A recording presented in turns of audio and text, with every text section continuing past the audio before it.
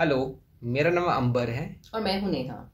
हम लोग एक 7.5 year old ऑटिस्टिक बॉय के पेरेंट्स हैं।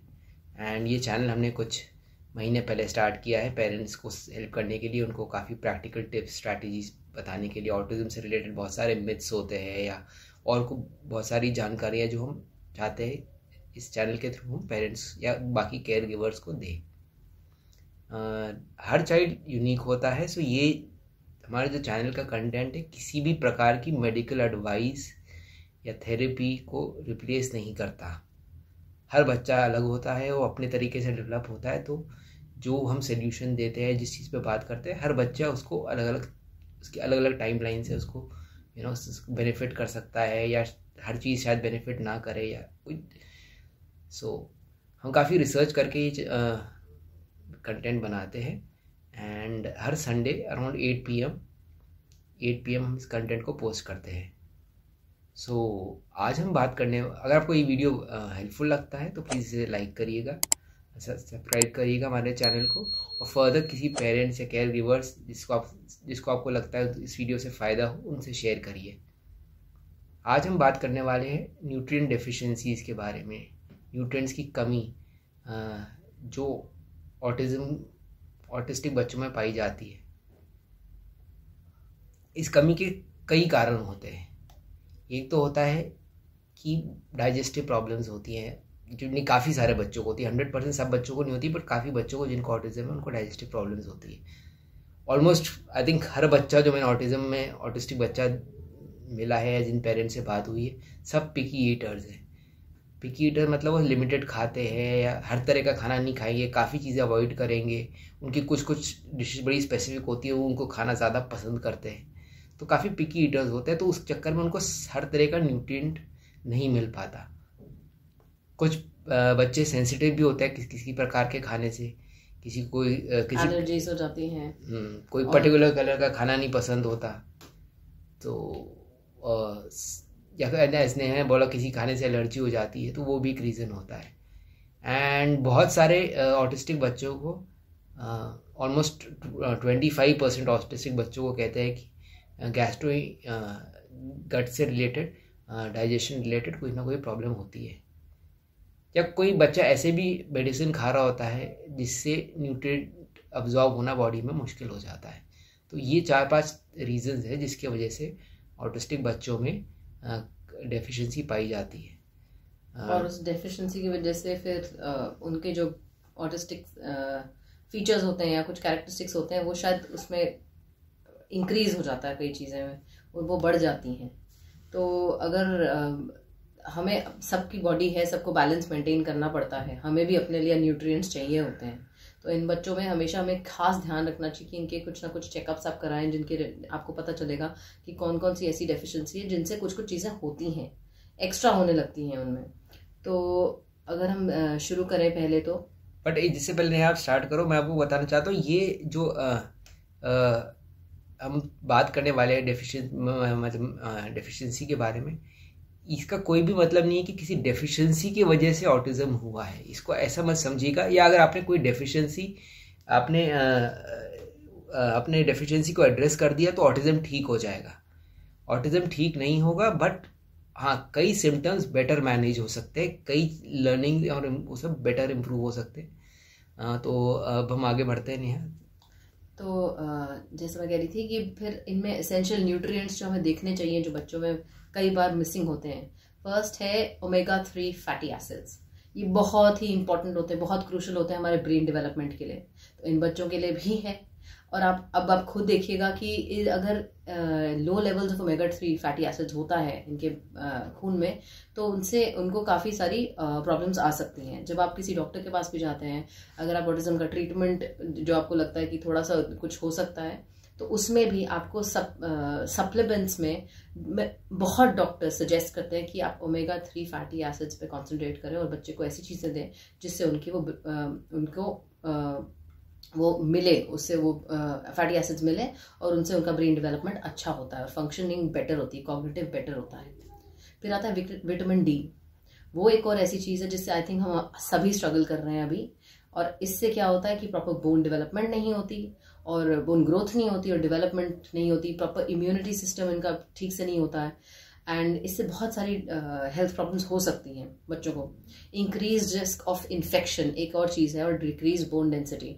आजकल हम देखते हैं कि वैसे ही मौसम बदलता जा रहा है, बच्चे बीमार पड़ रहे हैं, बट अगर विटामिन डी की कमी हो तो उससे ज़्यादा प्रॉब्लम आ सकती है। तीसरा है मैग्नीशियम। मैग्नीशियम एक ऐसा एसेंशियल मिनरल है जो बहुत सारी आपके फिजियोलॉजिकल प्रोसेस बॉडी में जो होता है, energy production, muscle function and proper functioning of nervous system, उसमें मतलब चाहिए होता है आपको मैग्नीशियम। तो हमारे जब भी हम देखते हैं बहुत सारे ऑटिस्टिक बच्चों में ये प्रॉब्लम्स काफ़ी सारी आती हैं, क्योंकि वो एंग्जाइटी से गुजरते हैं या डिप्रेशन होता है, उनको कॉन्स्टिपेशन रहता है, पुअर फोकस एंड कंसंट्रेशन होता है, स्टिमिंग होती है, स्लीप डिस्टर्बेंसेस होती हैं, ये क्योंकि मैग्नीशियम की कमी की वजह से होती है। अब हमें टेस्ट कराने चाहिए, वो एक चीज़ है जो हमें कराना चाहिए, हमें पता चलना चाहिए हमारे बच्चे का लेवल कहाँ है, ताकि अगर हम उसको ये चीज़ें दें, हो सकता है उसके मूड बेटर हो जाए। फिर एक और बड़ा इंपॉर्टेंट मिनरल है जिंक। ये सब माइक्रो न्यूट्रिएंट्स है, माइक्रो मिनरल्स है, मतलब ये लिमिटेड लोग खानों में पाए जाते हैं, बट बहुत लिमिटेड क्वांटिटी में होते हैं। तो हमें और बॉडी को भी बहुत लिमिटेड क्वांटिटीज़ में ही चाहिए। बट अगर वो बच्चा ऐसा खाना जो बिल्कुल ही जैसे कम्प्लीटली अवॉइड करा, जिसमें ये है ही नहीं, जैसे जिंक है, आपको ग्रीन लीफी वेजिटेबल्स में मिलेगा, ये करेगा, मगर वो बट आपको जो रेगुलर खाना जो बच्चा खाना चाह रहा है, चावल दाल या मान लो आलू पसंद कर रहा है जैसे हमारा बच्चा बहुत ज़्यादा, बट ग्रीन लीफी वेजिटेबल शायद इतने ना खा रहा हो, तो फिर वहाँ से ये मिसिंग होने लगता है। और अगर ये मिस होगा तो अगेन ये माइक्रो न्यूट्रिएंट्स, कुछ माइक्रो न्यूट्रिएंट्स हम जिनकी बात कर रहे हैं, जैसे मैग्नीशियम की नहीं आने की, अब मैं जिंक की बात करूँगा। अगेन जिंक होने की कमी होने से भी बच्चे का जो एपेटाइट है वो अफेक्ट होता है, और उसकी जो ब्रेन एंड बॉडी की जो ग्रोथ है उस पर इफेक्ट पड़ता है, एंड उसकी जो डिक्रीज कॉग्निटिव फंक्शन होता है, मतलब ब्रेन जो बच्चे को लर्निंग करने की जो एबिलिटी है वो कम हो जाती है। सो नेचुरली अगर नहीं जा रहे विटामिन और लर्निंग एबिलिटी अफेक्ट हो रही है, तो जो कुछ थेरेपीज है या स्कूल से या जो हम सिखाने की कोशिश कर रहे हैं वो नेचुरली अफेक्ट हो रहा है, तो जो फ़ायदा हो के इम्प्रूवमेंट हो सकता है वो अफेक्ट हो रहा है बच्चे का। सिमिलरली आता है विटामिन B6 करके, एंड इससे भी, इसकी कमी होने से भी स्लीप डिस्टर्बेंसेस और एंग्जाइटी में इफेक्ट पड़ता है, एंड डिप्रेशन में भी होता है, बट आई थिंक छोटे बच्चों में ज़्यादा स्लीप डिस्टर्बेंसेस होते हैं। तो जैसे कई बच्चे हैं जो जिनको मैं भी जानती हूँ, हमारे सर्कल में हैं या बाहर भी जब मिलते हैं, तो हमेशा उनके पेरेंट्स कहते हैं इनको स्लीप डिस्टर्बेंसेस हैं। तो मैं उनको भी डेफिनेटली ये दिखाना चाहूँगी कि ये चीज़ें हैं, आप ट्राई कर सकते हो सकता है इससे स्लीप बेटर हो, क्योंकि हम भी अभी रिसर्च करके ही बता रहे हैं, तो हमें भी जैसे समझ आता है, जैसे जैसे चीज़ें समझ आती है, बेटर है कि हम ट्राई करें। तो ये इनके सप्लीमेंट्स भी मिलते हैं, हमें पता है, हमें ये भी पता है कि हमें अपनी रिसर्च करनी किसमें सबसे ज़्यादा मिलता है ये चीज़, तो हमें अपने बच्चों को वो सब देना चाहिए। फिर एक होता है फोलिएट, वो विटामिन बी का ही एक तरह से फॉर्म है, एंड अगेन इसकी कमी होने से बच्चे को फटीग, डिप्रेशन और एनीमिया विच इज वो खून से रिलेटेड है की इश्यूज आ सकते हैं। फिर आता है आयरन। आयरन हमें पता है कितना ज़रूरी है। हीमोग्लोबिन ऑक्सीजन कैरी करता है पूरे बॉडी के टिश्यूज़ को, तो वो तो सबसे काफ़ी इंपॉर्टेंट चीज़ है।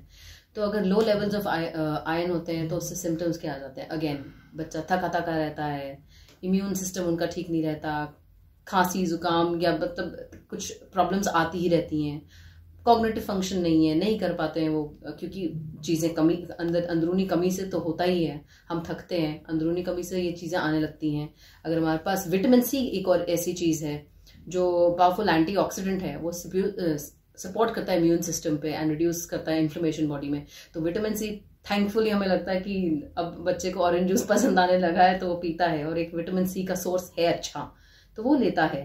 तो उससे क्या होता है, उनकी फटीग कम हो जाती है, जो इनका अगेन इम्यून फंक्शन है, जो इनकी हर टाइम बीमार होने की वो एक ससेप्टेबल होते हैं, हम लोग भी होते हैं। तो हमें भी बोला जाता है जब थोड़ा सा आपको लगे कि जुकाम हो या कुछ हो, तो हमें कहते हैं कि आप विटामिन सी कंज्यूम करिए। फिर आता है विटामिन B12, एक और बहुत इंपॉर्टेंट चीज़ है जो रेड ब्लड सेल्स को प्रोड्यूस करता है, एंड उसकी प्रॉपर फंक्शनिंग, नर्वस सिस्टम की प्रॉपर फंक्शनिंग में काम आता है। अब B12 लेवल्स भी अगर कम होते हैं तो उसमें अगेन ये प्रॉब्लम फिर से आती है कि आप थके थके रहते हो, आपको अनीमिया या कॉग्निटिव प्रॉब्लम्स की मतलब ये प्रॉब्लम्स आ सकती हैं। अब हमें यही देखना है कि हम अपने बच्चे को ये सब चीज़ों में जो हम नोटिस करते हैं उसके हिसाब से अगर हमें पता चल जाए और टेस्ट करके कि वो क्या कमी है, आप इसको रेफर कर सकते हैं कि अगर ये तो नहीं है, अगर आपका स्लीप डिसऑर्डर है तो हमें ये प्रॉब्लम, हमें ये तो नहीं देखना पड़ेगा, इसके लेवल्स चेक करने पड़ेंगे।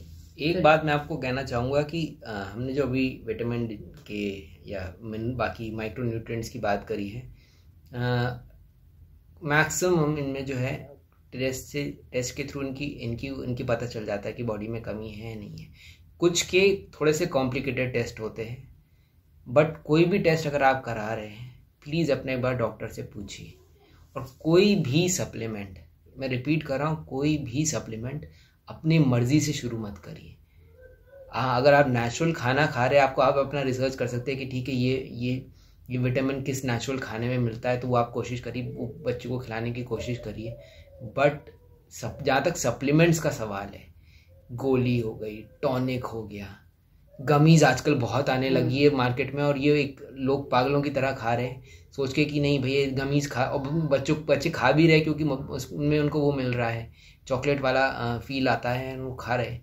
तो गमीज करके नई चीज़ शुरू आई है। बट कुछ भी चीज़ स्टार्ट करने से पहले प्लीज़ अपने डॉक्टर से कंसल्ट ज़रूर करिए। और टेस्ट थोड़ा सा मुश्किल होता है कराना, बिकॉज मैक्सिमम जो टेस्ट है ब्लड रिलेटेड होते हैं, एंड वो एक अलग टॉपिक हम आगे कवर करेंगे कि ब्लड टेस्ट में मतलब सुई लगवाना कैसा एक अलग चैलेंज है बच्चों के साथ। बट प्लीज़ डॉक्टर को एडवाइस करके ही आप सप्लीमेंट शुरू करिए, और डॉक्टर से एडवाइस करने के बाद ही टेस्ट करवाइए। अपने आप प्लीज़ डॉक्टर मत बनिए। बिल्कुल। लास्ट है probiotics. Probiotics are basically good bacteria होते हैं जो हमारे गट हेल्थ के लिए इंपॉर्टेंट होते हैं।